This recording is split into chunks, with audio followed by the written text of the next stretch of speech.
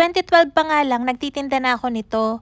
Lately ko nga lang siya nakalimutang gawin, tas ngayon ko lang din naalala. Pero fast moving to sa bakery ko before kasi kung ano-ano yung pinapalaman ko sa kanya. Maliban nga sa matatamis, pinapalamanan ko din to ng ham and cheese. Basta kung ano-ano. Yung base pala nito is pancake, bali pancake tacos, ganon. Wala talaga akong balak mag-video nito kaya ipopost ko na lang dyan yung recipe. Kasi hindi ko siya nakunan, gawa ng ang balak ko talaga ay mag-bakery vlog. Kaya nga lang, yun, naalala ko na i-share ko pala to dapat. Tsaka parang hindi ko talaga kaya mag-bakery vlog kasi ang sakit talaga ng ulo ko, mina-migraine ako plus puson ko hanggang ngayon.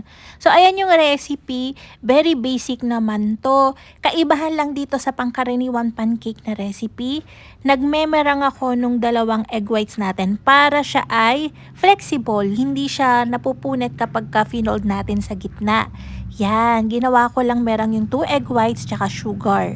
Madali lang naman to, halo-halo lang to. Talagang yung egg whites lang yung naiba, then po-fold na lang natin. So, nagpainit na rin ako dito ng kawali natin. Pagka bagong init pa lang yung kawali, isa-isa muna yung ginagawa ko para sigurado ako na maganda na yung init ng pan bago ako magdami. Kasi dito kaya kong magsalang dito ng mga tatluhan para mabilis lang matapos yung pagpapan fry natin. Hindi ako dyan naglalagay ng mantika para dumikit. Non-stick yan. Pagka naglagay kasi tayo ng mantika, papangit yung pagka-brown nung ibabaw ng pancake. So, wag na kayong maglagay.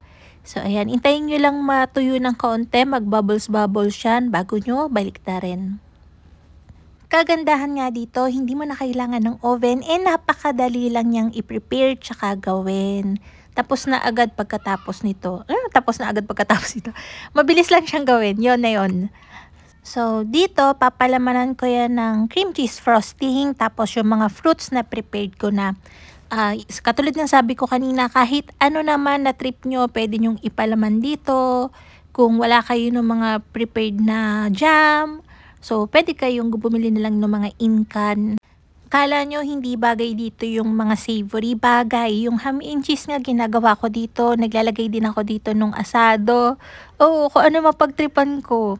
Oo nga pala, pagkatapos ko siyang lutuin, fino-fold ko na kagad siya para talagang flexible pa siya bago pa siya lumamig.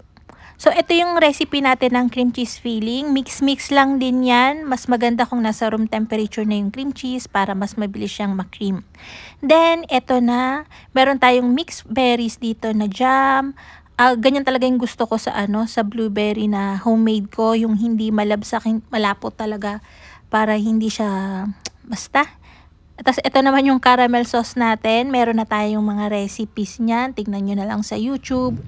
Ito yung caramel na to, ito yung caramel sauce lang natin, yung walang white chocolate.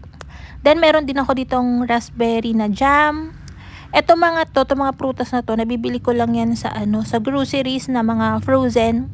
Then, yun, mas malaki kasi natitipid ko kung gagawa ko ng homemade kaysa bibili ako ng mga nasa in-can. So, ayun, basic naman to. Ay di papalaman lang natin magkabilang tabi, yung sapat lang para hindi naman magtagas. So, ayan. So, dito, nakaisip din ako magpalaman ng cookies and cream.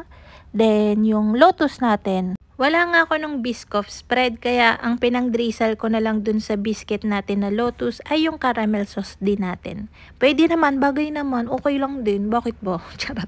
So, ayan. Sabi ko nga sa inyo kung anong maisip nyo, yun yung ilagay nyo. Kasi yung natin, yung pancake recipe natin, hindi siya ganun katamis. Saktong-sakto lang. So, mas marami siyang babagayan na palaman kung anong maisip nyo. So, ayun lang. Kung gusto nyong ibenta to, pasok na pasok din. Pero since may cream cheese siya, so kailangan chilled to. Pwede nyo siyang ilagay sa mga container.